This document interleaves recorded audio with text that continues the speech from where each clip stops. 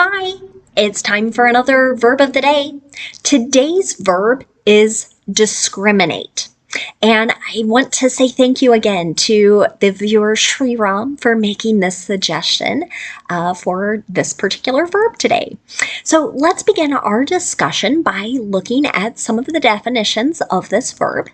The first way you might hear discriminate used is to mean to recognize a difference between two things or two objects.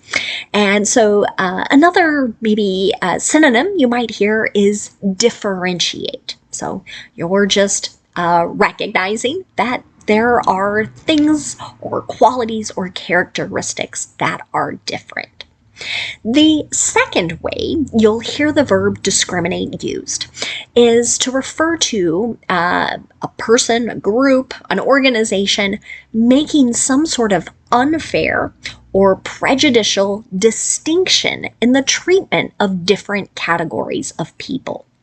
So this second definition, I think, is what most people think of when they hear this particular verb, discriminate.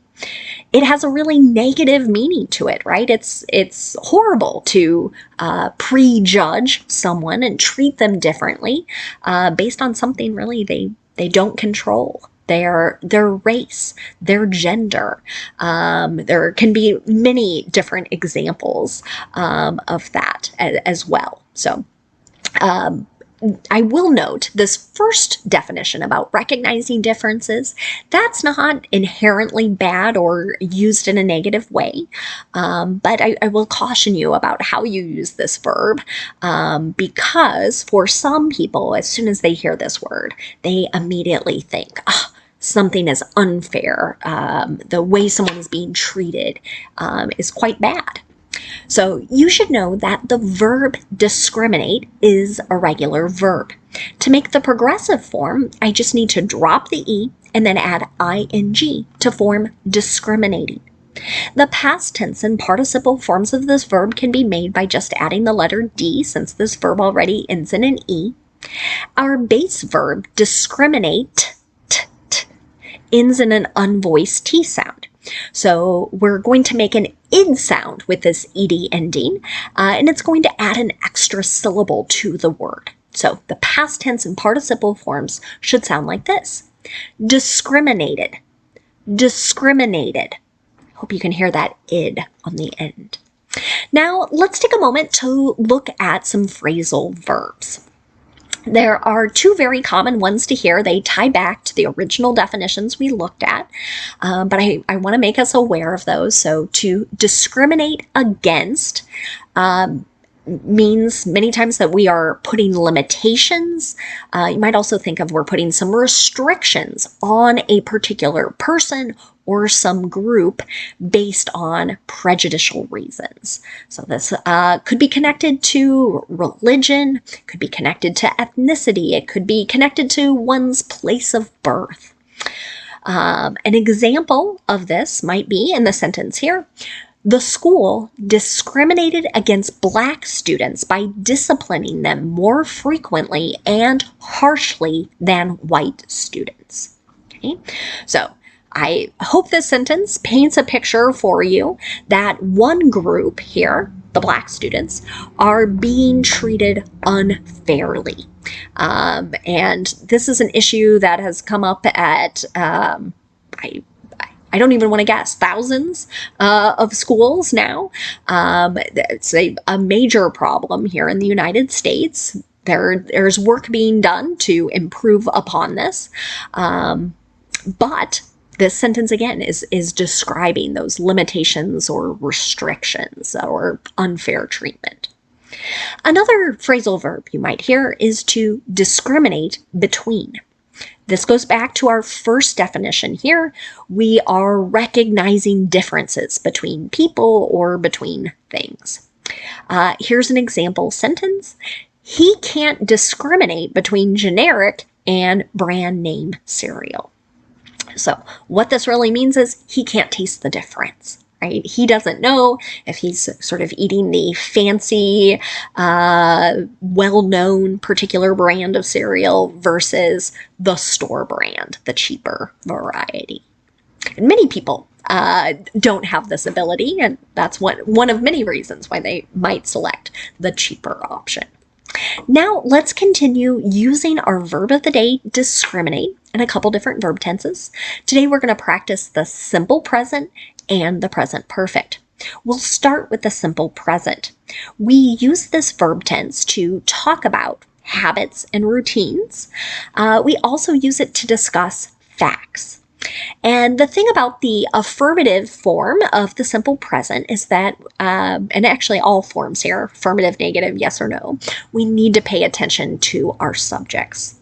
In the affirmative, if our subject is I, you, we, or they, we're just going to use the base verb.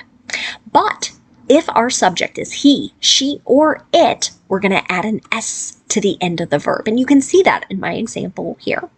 This policy discriminates against women. So here, someone might be making a factual statement. There is something about this particular rule that leads to unfair treatment for one particular group. Now, if I'm going to make a negative simple present sentence, my structure is going to be to start with my subject. If my subject is I, you, we, or they, then I'm going to use do, not, and then the base verb. But if my subject is he, she, or it, I'm going to use does not, and then the base verb. Please notice here in the negative, we're not adding an S to the end of the verb with any of our subjects, okay? An example sentence might be, this virus doesn't discriminate. I've heard sentences similar to this to talk about COVID. I've been hearing it to talk about monkeypox now. And what it sort of means is that the virus doesn't differentiate between different groups, right? It can make anyone sick. Finally, let's look at making a yes or no question. Our structure here will be to start with do or does. We're going to match the form to our subject. That subject comes next. And then you're going to see the base verb. So again, no S on the end of the verb in our yes or no question. Here's another example. Does the company discriminate in hiring and promoting? And the answer to this, unfortunately, for many years has been yes, right? Some companies are working on and taking steps to improve upon this process, but there are certainly groups that are still being treated unfairly for prejudicial reasons. Now, let's take a look at the present perfect. This particular verb tense is used to talk about an action that occurred at some unknown point in the past. It can also be used to describe an action that started in the past and continues into the present. To make the present perfect, I need two parts, and I've got to pay attention to my subject. If my subject is I, you, we, or they, I'm going to use have, and then I'm going to use the participle form of my verb. Here, since discriminate is a regular verb, it's just that ed ending. Now, if my subject is he, she, or it, I'm going to use has, and then the participle form of the verb. You can see this in my example. The apartment complex has discriminated against potential tenants based on their race and source of income. This likely is talking about an action that has started in the past and continues into the present. It is still an ongoing problem for many people. Many people who receive some government assistance might be treated unfairly, denied the ability to rent a place due to that fact, in addition to their race. Now let's look at negative present perfect sentences. Our structure here will be to start with our subject. Again, we're paying attention to the difference. We'll use have or has, then we'll use not, then the participle form of the verb. You might hear some people use contractions. Have not becomes haven't, has not becomes hasn't. You can see this in my example. Leaders have made a lot of mistakes, but they haven't discriminated. Saw a sentence similar to this in a recent article. So there had been allegations that leaders were discriminating, and the particular people in charge were saying, whoa, whoa, whoa, we've made mistakes, we're not perfect, but, right, their belief is they have not treated anyone unfairly or for prejudicial reasons. Now let's take a look at a yes or no question in the present perfect. To do this, we start with has or have, then we have our subject, then the participle form of the verb. Here's an example. Has the Czech Republic discriminated against Romani refugees from Ukraine? You might have been reading about this particular issue. I think it's been in the news more in the last 2 to 3 weeks. There, again, have been allegations that certain groups of refugees here, the Romani in particular, are not being treated fairly or in the same way as other refugees from Ukraine. Now, let's spend a moment looking at some words that are related to our verb discriminate. And the first word we're going to look at is the noun discrimination. This can have a couple different meanings. So the most common way you'll hear it used is to refer to prejudicial treatment. So that's when we're treating one group or category of people or things differently and usually negatively. Usually it's not a good thing, right? I hope that's been clear from many of my examples. So an example of this: many people of color have faced discrimination while trying to buy a home. This happens through the process of securing loans. There can be issues there. It can occur as people of color make offers on particular homes, or how they're treated in certain neighborhoods as they consider buying a house as well. A second way to use the noun discrimination is to refer to recognition or an understanding that there is a difference between two things or two groups. An example of this might be they're teaching their children discrimination between right and wrong. So this might be related to how we treat people, how we talk to people, but trying to learn that difference between what is right and what is wrong. Another related word you might hear is the adjective discriminatory.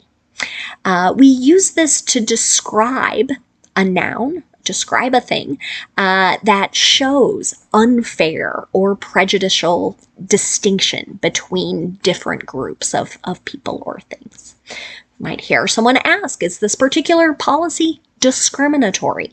Are we treating different groups of people differently? And again, in a negative way.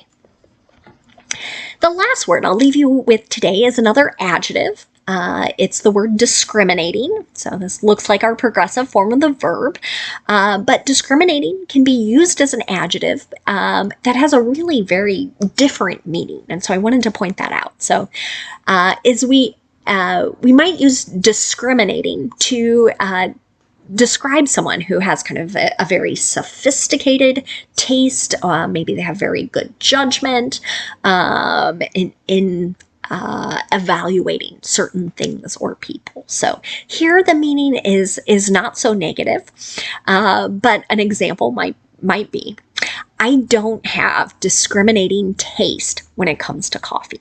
Okay, so I try and buy fair trade coffee, but in terms of kind of like really fancy stuff, I can't tell the difference, right? I will drink anything for the caffeine. So I lack this probably good judgment as it relates to what makes for good coffee. Again, I want to say a special thanks to Sriram for suggesting the verb discriminate. I appreciate you all watching, and I hope you have a great day.